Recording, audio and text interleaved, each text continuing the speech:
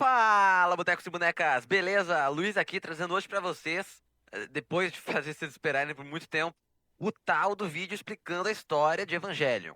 Porém, antes de qualquer coisa, eu tenho que avisar que nesse vídeo eu vou estar falando apenas do anime original de 1995 e também o filme The End of Evangelion, que é de 1997. Ou seja, eu não vou estar falando da quadrilogia de filmes lançadas entre 2007 e 2021, que são chamados de os rebuilds de Evangelion. E eu também não vou me aprofundar tanto sobre os dilemas dos personagens e os problemas psicológicos dele. Afinal, acima de qualquer coisa, esse é o foco principal do anime. E é algo que eu prefiro, assim, deixar pra vocês assistirem e terem seus próximos entendimentos. Ou seja, esse vídeo trata principalmente sobre o background cósmico e religioso que o anime aborda.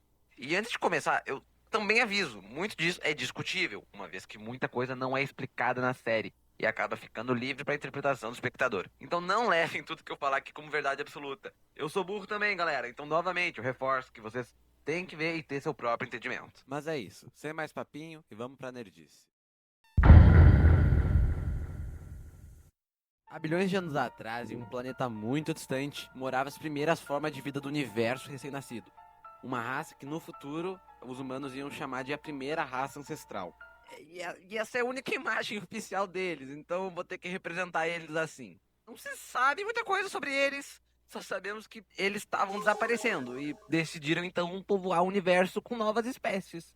E eles fizeram isso através das chamadas sementes da vida, que eram tipo uma espécie de nave gigante que vinha junto de um anjo primordial, uma lança de longinos e um manual de instruções, que mais tarde vai ser chamado de manuscritos do Mar Morto. Esse aqui tem uma informação muito valiosa, que é de que nunca deveriam duas sementes da vida habitar o mesmo planeta. Nunca deveriam, então, duas naves estarem no mesmo planeta. Isso porque cada semente da vida continha um aspecto da raça ancestral. E a união delas poderiam resultar em uma fusão entre elas e formar uma criatura com poderes divinos iguais ao da primeira raça. O que é algo que eu interpreto como uma espécie de arrogância por parte da primeira raça, em distribuir a vida pelo universo, mas destinar elas a sempre serem só metade do que eles já foram. Certo, então acontece que a Terra foi um dos lugares a qual uma semente da vida pousou, a Lua Branca, que não tem imagem dela, então eu vou representar com um ovo mesmo. Dentro da Lua Branca, então, habitava o Adão, fruto da vida, que então começou a povoar a vida na Terra com anjos. Esses que deveriam ser os habitantes originais da Terra. Se não fosse pelo fato de que um dia a Terra acabou se tornando alvo de uma segunda semente da vida, a Lua Negra, que dentro dela morava Lilith, o fruto do conhecimento, que não chegou na Terra muito tranquila não. A nave dela bateu na Terra com tanta força que os destroços foram jogados no espaço e eventualmente formaram a Lua. A Lua de verdade, o satélite. E esse evento ficou conhecido como o primeiro impacto. Só que por consequência da pancada, a lança de longinos da Lilith acabou quebrando. Ou ela só desapareceu mesmo, não faz diferença. Só que agora, a Terra tá com dois progenitores da vida diferentes. O que foi deixado bem claro nos manuscritos do Mar Morto que não podia acabar acontecendo. Então acontece que a lança de longinos do Adão, como medida de segurança, autoativou e perfurou Adão, para assim desativar ele e toda a vida que ele criou, que no caso são os anjos, deixando eles numa espécie de estado congelado, mas não morto. É meio confuso.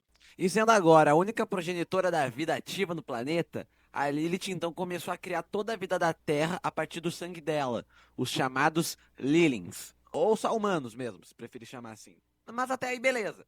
E até que nos anos 80, um grupo político e religioso chamado SIL acabou encontrando os manuscritos do Mar Morto em uma expedição arqueológica. Que usando das informações que tinha nos manuscritos, os membros do grupo conseguiram localizar onde estava o corpo de Adão, que estava na Antártica.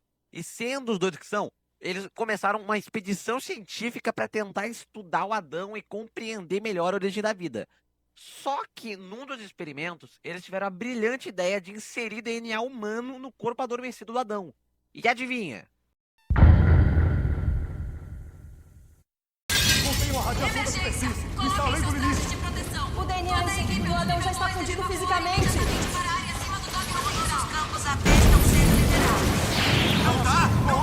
Não conseguimos manter o campo magnético! Não me importa, mantenha os danos o mínimo possível. Os componentes atômicos estão se quebrando em nível 4. Depressa! Iniciar tratamento de amortecimento térmico. Eu não ligo se for apenas por um segundo. Arme ele para usar o máximo de energia possível no anticampo AT. Tá abrindo as asas! Tá indo pra superfície!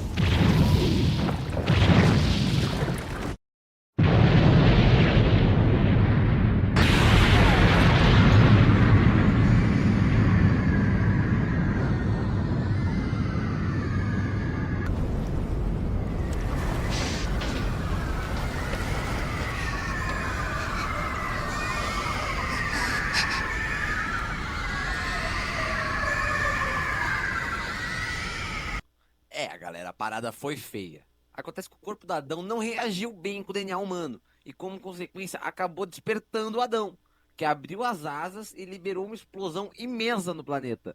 Explosão essa que acabou derretendo quase que a Antártica inteira, acabou mudando o eixo de rotação da Terra e acabou com 70% da vida no planeta. Esse evento ficou então conhecido como o segundo impacto. E também, nada disso teria acontecido se os doidos da Ciri não quisessem brincar de mexer no corpo de um deus adormecido, né? Só que as brincadeiras da Ciri não param aqui. Os líderes da organização agora têm como objetivo causar um terceiro impacto, a controle deles. Mas isso eu vou explicar mais pra frente, porque se eu falar agora, não vai ficar legal. Mas voltando pro Adão, como resultado da explosão, algumas coisas aconteceram. O corpo do Adão regrediu para um estágio embrionário e a alma dele foi parar dentro de um corpo humano, cujo nome dado foi Kaoru Nagisa, o 17º anjo. E o mais importante de tudo, que é que se começou uma contagem regressiva para o despertar dos outros anjos, que terão como objetivo então matar toda a vida criada por Lilith. E como forma de se precaver e também forma de iniciar seus planos para o terceiro impacto, a Ciri fundou a NERV, uma organização militar para o combate dos anjos. E junto da NERV iniciaram o projeto dos Evangelions, que são humanos artificiais criados a partir de Adão para o combate com os anjos. E é aqui que eu tenho que apresentar alguns personagens para vocês. Vamos começar pelo Gendikari, comandante da NERV, altamente ligado a Ciri e também um dos responsáveis pelo segundo impacto. Yui Ikari, a esposa do Gendo e também uma cientista genial que trabalhou na criação dos Evangelions. E por fim, Shinji Ikari, o filho do casal e o protagonista do anime. Ok, dito isso, eu preciso também dar uma explicada sobre o que são os Evangelions. Resumidamente, os Evangelions são clones genéticos do Adão, com exceção da unidade 01, que é um clone da Lilith, que estão revestidos por uma camada metálica para controlar eles. Só que uma vez que eles são clones, eles não possuem uma alma. Sendo necessário, então, colocar uma alma humana dentro deles, para que eles possam operar. Que de preferência seja a alma de alguém próximo ao piloto daquela unidade. Voltando para a história, durante o processo de construção do Evangelho Unidade 01, a Yui foi realizar um experimento de contato com o Eva, que resultou em um acidente em que a alma dela acabou sendo absorvida pelo Eva. Só que mais pra frente a gente vai descobrir que não foi bem um acidente. E depois da morte da esposa, o Gendo ficou completamente doido e passou a focar somente no trabalho como comandante da NERV, o que resultou em ele acabar abandonando o próprio filho. Algo semelhante aconteceu com a Unidade 02, em que a cientista Kyoko Zeppelin Soryu teve metade da alma absorvida, o que deixou ela completamente doida até o ponto de cometer suicídio. Agora, pulando alguns anos, o Gendo do nada aparece com uma criança nova, que ele chama de Rei Ayanami. Só que, percebam um negocinho. Isso mesmo, o cara clonou a esposa morta. Só que a Rei não é só um clone, ela possui também a alma de Lilith dentro do corpo, sendo essencialmente o mesmo que o Kaoru. E diferentemente do Shinji, o Gendo se importa com a Rei. Estamos no ano de 2015, 15 anos após o segundo impacto e onde o anime efetivamente começa. Aqui a gente acompanha o Shinji, tá esperando a Misato Katsuragi, uma funcionária da NERV, responsável por levar o Shinji até a base de operações da NERV, até que do nada se inicia o ataque do Anjo Sachiel.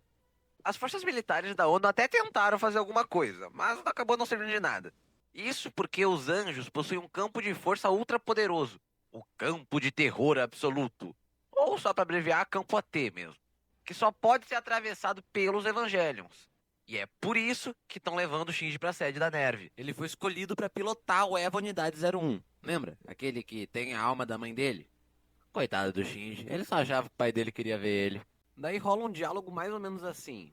Entra no EVA, Shinji. Como assim, pai? Eu nem sei fazer isso. Entra no EVA, Shinji. Mas eu não quero entrar no Eva, pai. A gente se vê depois de anos e tu só consegue me dizer isso. Entra no Eva, Shinji, senão eu vou botar a Rei toda fodida pra pilotar no teu lugar. Daí o Shinji entra no robô, leva um cacete no Sachiel, até que o Eva começa a funcionar sozinho e arregaça o anjo. No dia seguinte, o Shinji acordou no hospital e foi definido que ele ia começar a morar com a Misato. Na escola, a turma do Shinji acaba descobrindo que ele era o piloto do Evangelion que lutou contra o Sachiel. E o Shinji acaba conhecendo a Rei, que diz pra ele que ela é a piloto do Evangelion Unidade Zero. Aí pá, aparece outro anjo. Daí o Shinji desce o cacete nele. E sem ter tempo de descanso, dias depois aparece mais um anjo, o Ramiel. Que é esse losango azul gigante. E aqui o nível de dificuldade das lutas já subiu. Porque o Ramiel é muito forte. E só pôde ser derrotado em conjunto da unidade 01 e 00, que tiveram que usar um canhão de positrons. E depois de um episódio irrelevante, passa não sei quanto tempo. Mas em resultado da dificuldade que foi a luta com o Ramiel, a Nerve ordena que o Evangelho Unidade 02 e sua piloto deveriam ser transferidos da Alemanha para o Japão, para que eles possam ajudar no combate com os anjos. A piloto em questão é a Asuka Langley Soryu, filha da cientista lá que perdeu metade da alma. Ela é basicamente o oposto do Shinji. Enquanto ele é só um betinha chorão, ela já é mais confiante e impulsiva. Daí já é mais como de costume mesmo, né? Um anjo aparece e descem o cacete nele. Daí o episódio seguinte é mais legal, porque ele estabelece como vai ser a interação do Shinji com a Asuka. O episódio começa com o Shinji descobrindo que a Asuka também vai morar com a Misato, e logo em seguida se inicia mais um ataque de anjo. Só que dessa vez é um anjo que consegue se dividir em dois, e que só pode ser destruído de verdade por um ataque em perfeita sincronia nos dois núcleos quando ele se divide. Daí o Shinji e a Asuka tomam uma surra pro anjo, porque os dois são incapazes de cooperar. Então a Misato botou os dois num treinamento especial para que eles ficassem sincronizados. Aí tem um monte de cena maneirinha, assim, dos dois no treinamento. Depois do treinamento, aí sim, eles descem o cacete no anjo. No episódio seguinte, acontece algo interessante. Notaram como até agora os anjos sempre aparecem do nada e a Nerve só se defende deles? Pois é, nesse episódio, um grupo de cientistas encontra um embrião de anjo dentro de um vulcão. E ao descobrir isso, a Nerve decide tomar uma posição ofensiva e capturar o anjo antes que ele acorde. Vulgo nasça. Só que nem tudo são rosas e o embrião se desfez e o anjo acabou nascendo ali mesmo no vulcão. Daí tu já sabe, a Asuka desceu o cacete nele.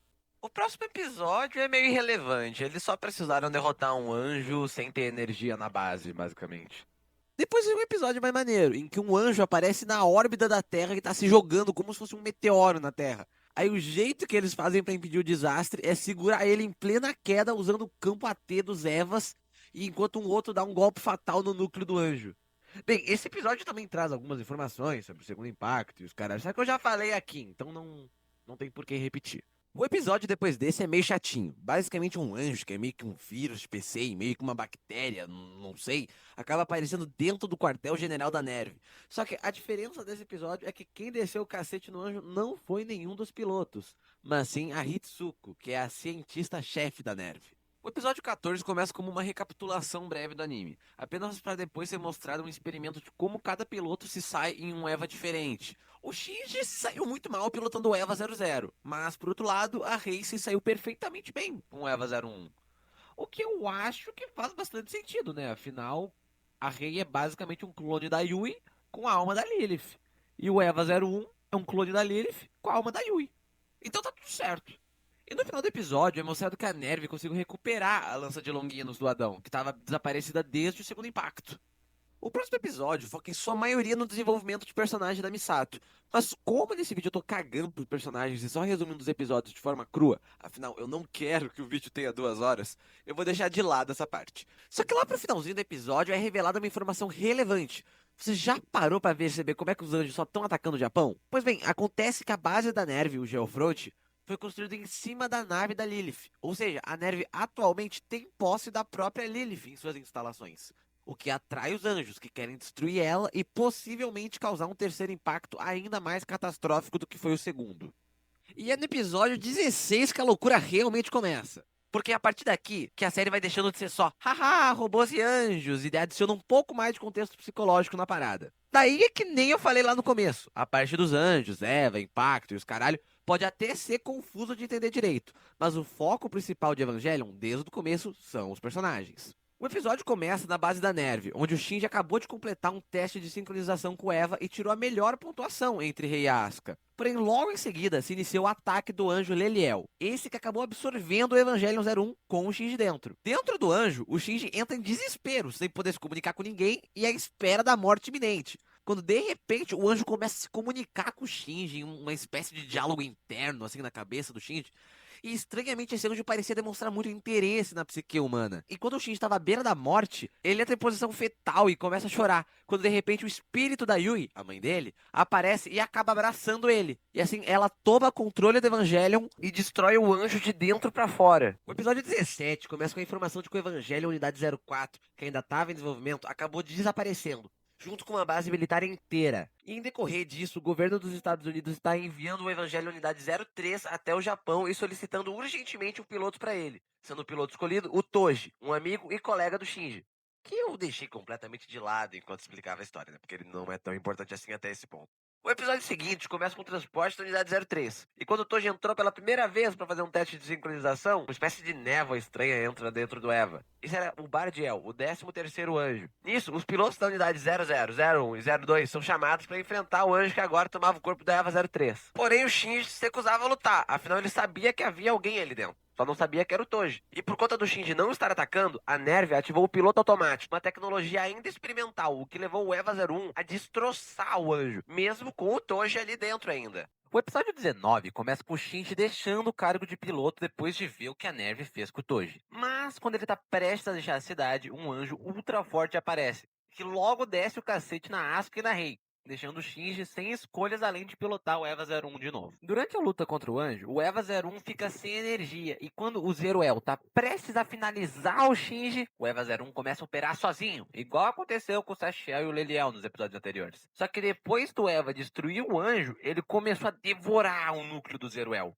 No próximo episódio, a gente descobre que em decorrência do despertar da Unidade 01, o corpo do Shinji regrediu de volta à LCL. LCL, que é o sangue de Lilith que compõe os humanos. E enquanto os cientistas da Nerve tentavam salvar o Shinji, dentro do Eva, a mente do Shinji está passando por uma das loucuras mais psicodélicas. Eu não vou nem saber narrar pra vocês. Mas que no fim, o Shinji se torna ciente da presença da mãe dele no Evangelho 01 e acaba conseguindo reconstruir o próprio corpo. O episódio 21 é um puta flashback explicando o passado e surgimento da Nerve. Mas como eu já expliquei essas coisas aqui, então a gente vai ignorar esse episódio. Já o episódio 22 é focado na Asuka e começa com um anjo aparecendo na órbita da Terra, longe o bastante para nenhuma artilharia ser capaz de acertar. Furiosa por estar sendo inútil nas últimas operações, a sincronização da Asuka com Eva 02 vem piorando cada vez mais. E após ser determinado que a Asuka iria ser o suporte da Rei na operação contra o Arael, ela se enfurece ainda mais e desobedece a ordem para tentar atacar o anjo sozinha. Só que o Arael usa um ataque psíquico que força a Asuka a reviver todos os traumas da vida dela, principalmente o suicídio da mãe dela. E após nenhuma tentativa de impedir o anjo dar certo, o Gendo ordena que a Rei utilize a lança de Longinos para finalizar o anjo. E numa cena muito foda, ela arremessa a lança até o espaço e acerta o Arael em cheio. Porém, a lança de Longinos acaba ficando presa na lua devido ao arremesso. Inclusive, nos é informado de que ao redor do mundo várias unidades de Evangelion estão sendo produzidas sem a permissão da Nerve. O próximo episódio começa com uma reunião da Cilly, onde os membros estão reclamando com o Gendo por ele ter perdido a lança de Longinos na última operação. Até que temos mais um ataque de anjo, o Armisael. E assim como o Leliel, esse anjo busca se juntar com um dos pilotos. E a azarada da vez foi a Rei. O anjo então começou a se fundir com a Unidade 00 e se comunicar com a Rei em forma de um clone dela. Após isso, a Unidade 02 é enviada para tentar salvar a Rei. Só que a Asuka tá tão mentalmente instável que a sincronização dela com Eva já não era mais o suficiente para pilotar. E logo então ela foi retirada do campo de batalha. Devido à falha da Unidade 02, o Shinji é enviado para tentar salvar a Rei. Porém, o anjo começa a tentar se fundir com a Eva 01 também. E para proteger o Shinji, a Rei para de resistir e se funde por completo com o anjo, mas não sem antes ativar a autodestruição do Eva e, consequentemente, morrer junto do anjo. Após a batalha, o Shinji vai até o hospital para conversar com a Rei e agradecer por ela ter salvado ele. Pera. Pô, Luiz, tu acabou de dizer que a Rei morreu. Como assim o Shinji foi falar com ela? Pois bem, querido amigo João, lembra que a Rei é um clone da mãe do Shinji? Nesse episódio, ainda é revelado que a Nerve tem dezenas de outras Reis prontas para substituírem o papel de piloto da Unidade 00. Até que no fim do episódio, a Hitsuko destrói todas as Reis reservas. Mas é isso, tamo quase acabando. Só faltam os episódios 24, 25 e 26. O episódio começa com a Asuka completamente fodida da cabeça por não poder mais pilotar o EVA 02. E é nos escombros da batalha anterior que o Shinji escuta uma pessoa cantarolando a 9ª Sinfonia de Beethoven. A pessoa em questão é o Kaoru, que revela pro Shinji que a partir daquele momento ele vai ser um novo piloto do EVA 02. E se preparem, porque a partir daqui o episódio vai virar um yaoi. Após isso, Kaoru se encontra com a Rei, onde ele comenta sobre como os dois são iguais, seres que tomam a forma de um humano para viver no planeta. A cena corta pro Kaoru encontrando o Shinji, daí ele começa a falar umas paradas meio enigmáticas e meio gays ao mesmo tempo. Mas em resumo, ele se autoconvidou a tomar banho com o Shinji, que todo tímido acabou aceitando. Dentro da sala de banho, o Kaoru começa a questionar o Shinji sobre o medo de formar laços que ele possui. E na real, esse é um conjunto de cenas que eu não sou capaz de narrar, então vejam vocês. Você faz de tudo para evitar contato. Tá com medo de se conectar com outras pessoas? Se não se aproximar de ninguém, nunca vai ser traído e nunca vão te ferir. Mas também nunca vai conseguir se esquecer da sua solidão. Os humanos nunca conseguem se livrar da solidão porque ser humano significa ser sozinho. Mas os humanos conseguem seguir a vida porque são capazes de esquecer isso de vez em quando. Acho que já deu a hora. Ah, já acabou? É melhor a gente ir dormir. Juntos? Não, deve ter um quarto pra você separado. Tá bom. Os humanos constantemente sentem uma grande dor em seus corações. Como o coração é sensível à dor, os humanos acham que viver é o mesmo que sofrer. Você é tão delicado como o vidro, especialmente seu coração. Meu coração? Eu tenho muita empatia por você. Empatia? Significa que eu te amo. Após isso, vemos uma reunião da Cilly, onde eles estão planejando um ataque à Nerve devido a suspeitas de traição por parte do Gendo. A cena corta e vemos o Gendo conversando com Eva 01 e com isso descobrimos que ele se fundiu ao corpo embrionário do Adão. Voltando pro Shinji e pro Kaoru, vemos que o Shinji aceitou dormir no quarto do Kaoru, onde novamente os dois têm uma conversa meio terapêutica e muito gay. Eu que deveria estar dormindo no chão. Claro que não. Eu é que pedi pra você me deixar dormir aqui. Eu tô bem no chão. Tá legal então, do que você quer falar? Como é que é? Tem coisas que você quer que eu escute, não é? Aconteceu tanta coisa desde que eu cheguei. Antes de eu vir pra cá, eu morava com o meu sensei. E todos os dias eram calmos. Não acontecia quase nada. Eu só tinha que existir. Era bom porque eu não tinha nada pra fazer. Você odeia as pessoas, Shinji? Acho que não. Na verdade, pra mim tanto faz. Mas eu tenho certeza que sempre odiei meu pai.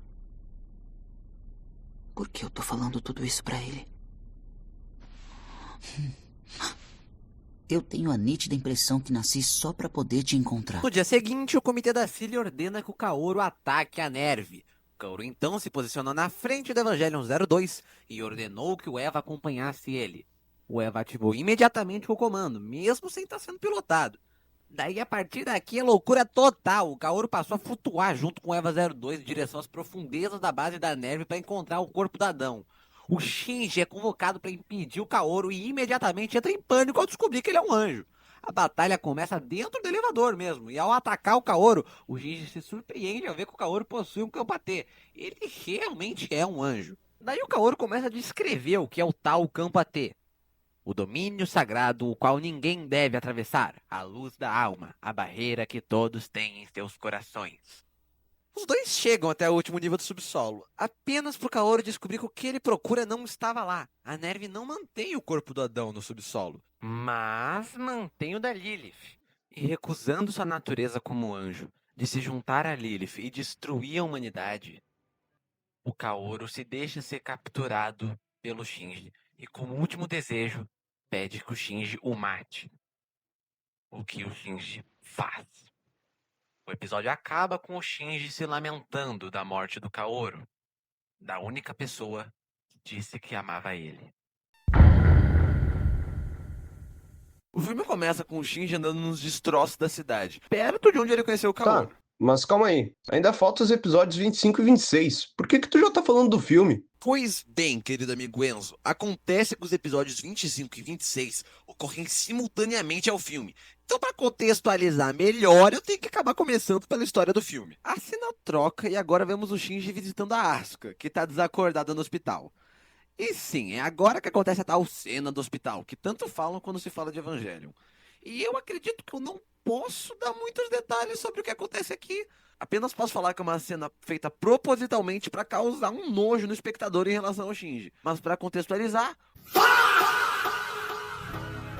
depois que o último anjo foi derrotado, a Nerve perdeu seu motivo para continuar existindo, o que resultou na Cilly, por não confiar mais no Gendo, ordenar um ataque militar para a base da Nerve, com o objetivo de eliminar todos os funcionários e pilotos de Eva. É nessa parte que acontece a corrida pelo terceiro impacto. Agora na base da Nerve e com o psicológico gravemente abalado, o Shinji não tem mais força nem vontade de tentar sobreviver. Daí a Misato acaba salvando o Shinji e ordena que ele pilote a Unidade 01 para impedir a invasão. A caminho do posto de lançamento da Unidade 01, a Misato é gravemente baleada, e sabendo que ela vai morrer, ela se despede do Shinji com um beijo, sob a desculpa de que aquilo é pra motivar ele, ou alguma merda assim, não sei, ainda é bem estranho. Nisso, a gente volta pra Asuka, que foi forçada a acordar pra pilotar a Unidade 02 e lutar contra as tropas inimigas também.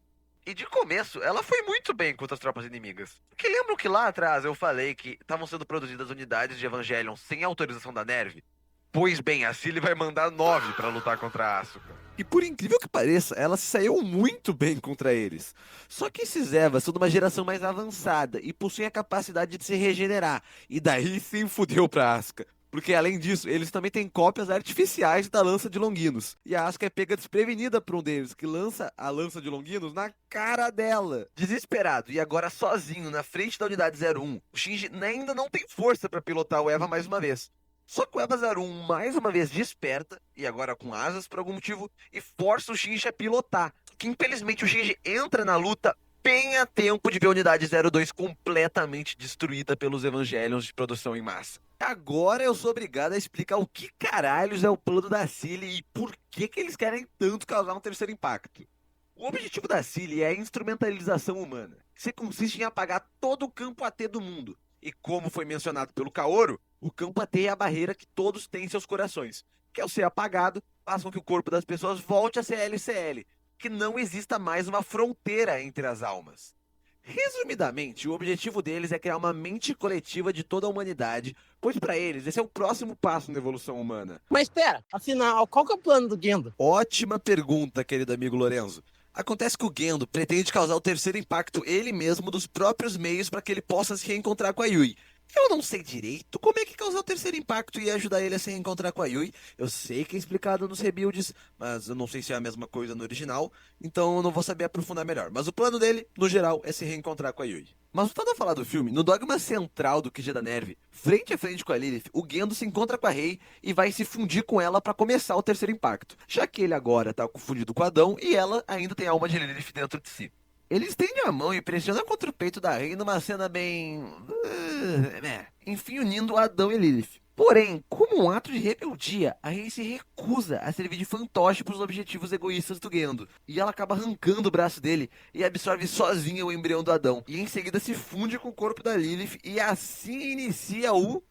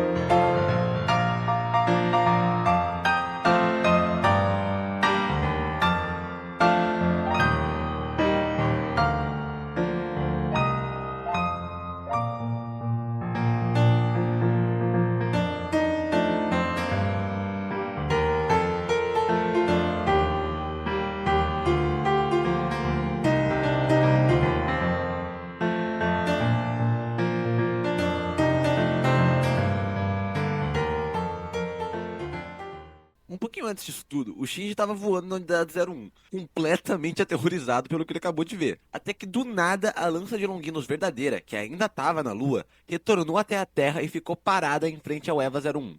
Enquanto isso, os EVAs de produção em massa utilizaram as suas lanças artificiais para prender a unidade 01 como se ela tivesse crucificada, e daí realizaram um ritual para transformar o EVA no centro do terceiro impacto, que fez uma mega explosão em formato de olho que foi forte o bastante para expor a Lua Negra. E de dentro da Lua Negra que começou de fato o terceiro impacto, com a Rei se transformando na fusão que foi proibida pela raça ancestral, um ser perfeito que une tanto o fruto do conhecimento quanto o fruto da vida. Agora voltando para o que está acontecendo, ela estende as mãos para a unidade 01 e funde ela com a lança de Longinus, criando aquilo que eles acabaram chamando de a Árvore da Vida. E o Shinji agora tá no meio disso tudo e vai ter que tomar um papel essencial na conclusão do terceiro impacto, sendo confiado a ele pela Rei a decisão de o que fazer com o mundo. E ele no fim desejou um mundo pacífico, fechado e solitário. E por causa disso, a instrumentalização humana começou. O grande espírito da Rei abre as asas dela, assim como Adão fez 15 anos antes, e libera um anticampo AT que desfaz a forma física de todos os humanos, e faz com que eles retornem a ser LCL.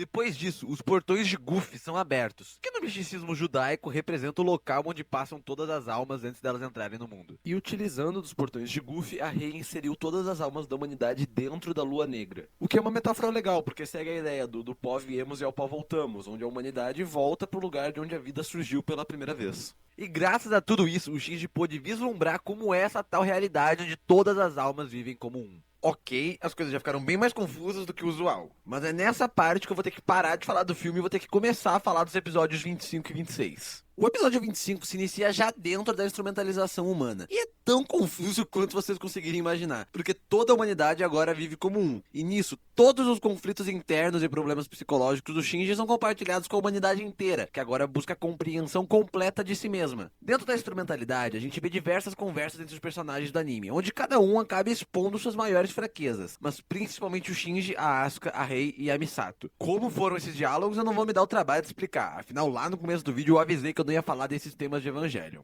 O episódio 26 acaba dando seguimento aos eventos que acontecem dentro da instrumentalização humana. Inicia falando sobre o desejo humano de fugir da solidão e a ânsia de se tornar um. Agora o episódio tá mais viajado ainda, com cenários desse ponto sendo quase que 100% abstratos. Se esse não fosse um resumo cagando pra parte dos personagens e os dilemas dele, eu facilmente podia ter feito um vídeo inteiro só pra esses dois episódios. Daí os personagens continuam compartilhando suas mentes, suas dores e suas forças uns pros outros, dentro da instrumentalidade. E é justamente essas questões sobre identidade que vão eventualmente acabar libertando a humanidade. O episódio 26 apresenta no meio do episódio o seu título, que é A Besta que Gritou Eu no Coração do Mundo.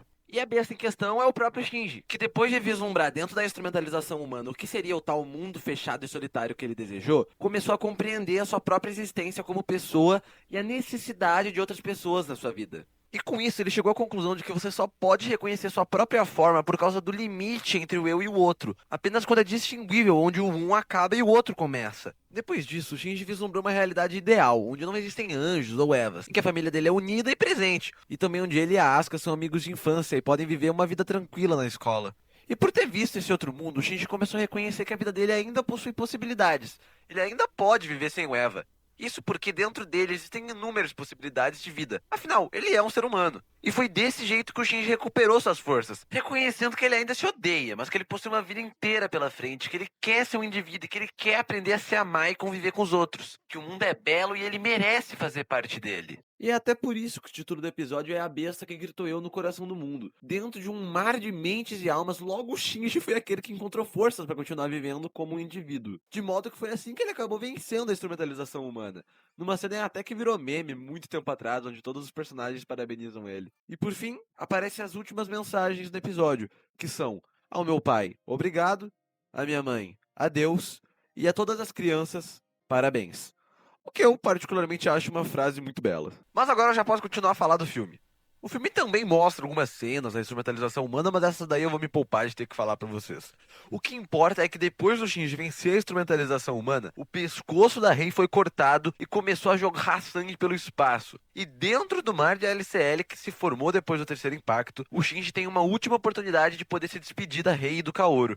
É uma conversa muito bonita, mas eu vou ter que acabar ignorando, né? Afinal eu falei que eu não ia falar dessas coisas. Mas depois da despedida, a unidade 01 se liberta de dentro do corpo da Rei e a Lua Negra começou a se abrir. O corpo da Rei começou a se desmanchar, enquanto a gente escuta a despedida dela e do Kaoru para a humanidade. Por fim, o Shinji, ainda dentro do Eva, removeu a lança de Longinus de si e desejou que a humanidade tenha a oportunidade de também se libertar da instrumentalização humana, mas somente aqueles que conseguirem imaginar a si mesmos dentro de seus próprios corações e tiverem a força de vontade de continuar existindo como um indivíduo. Depois disso tem uma parte que a gente escuta a Yui falar, afinal a alma dela ainda tá no Eva. E ela comunica para a humanidade que todas as criaturas têm dentro de si a capacidade de se reerguer e superar as adversidades. E que qualquer lugar pode se tornar um paraíso se você tiver a força de vontade de continuar vivendo. Afinal, todos têm a chance de serem felizes. E em suas últimas palavras, ela afirma que enquanto tivermos a Terra, o Sol e a Lua, tudo vai dar certo. Por fim, ela se despede do Shinji dentro da Unidade 1, pedindo para que ele prometa que vai ficar bem. E após finalmente poder se despedir da Rei, do Kaoru e de sua mãe, o Shinji consegue reconstruir seu corpo dentro do mar de LCL e volta a possuir um corpo físico. Só que agora vamos dar uma pausinha rapidinha no resumo. Lembram que há bastante tempo atrás do vídeo eu falei que mais pra frente a gente descobriria que o que aconteceu com a Yui na verdade não foi um acidente? Pois bem, acontece que ela na verdade desejava sim se fundir com Eva, a criação perfeita da humanidade. Pois mesmo após a Terra acabar e o Sol se apagar, o Eva continuaria existindo para sempre como uma prova universal da existência da humanidade. Ao se unir com o Evangelho Unidade 01, que era essencial pro plano da Cilie, a Yui também pode garantir que ao ter a alma dela ali, ela poderia diretamente proteger o Shinji dos planos maníacos da Cilie. A gente até pode ver o resultado de tudo que aconteceu no Terceiro Impacto como um final feliz.